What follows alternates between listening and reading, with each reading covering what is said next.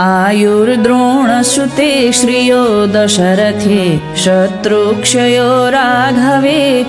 ऐश्वर्यं नहुषे गतिश्च पवने मानश्च दुर्योधने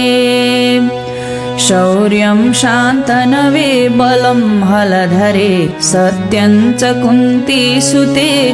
विज्ञानं विदुरे भवन्तु भवतां कीर्तिश्च नारायणे यावत्तोयधरा धरा धरधरा धाराधरा भूधरा यावच्चारु सुचारु चारु चमरी चामीकृतं चामरम् यावद् रावण राम राम रमणं रामायणं श्रूयते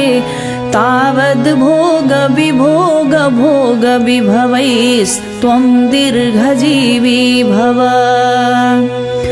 आयुष्मान् भव पुत्रवान् भव चिरं श्रीमान् यशस्वी भव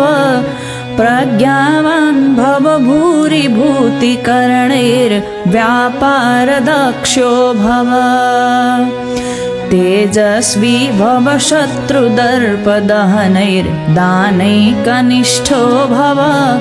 श्रीशम्भो भव पादपूजनरतः सर्वोपकारी भव लक्ष्मीस्ते पङ्कजाक्षी निवसतु भवने भारती कण्ठदेशे वर्धन्तां बन्धुवर्गा सकलरिपुगणा यान्तु पातालमूले देशे देशेषु कीर्ति प्रसरतु निखिले कुन्दपुष्पेन्दुशुभ्रा जीवत्वं पुत्रपौत्रैः सह विविधगुणैर्हायनानां शतञ्च आयुर्वृद्धिर्यशो वृद्धिर्वृद्धिप्रज्ञा सुखश्रियां धर्मसन्तानयोर्वृद्धि सप्तते सन्तु वृद्धयः जयन्ती मङ्गला काली भद्रकाली कपालिनी दुर्गा क्षमा शिवा धात्री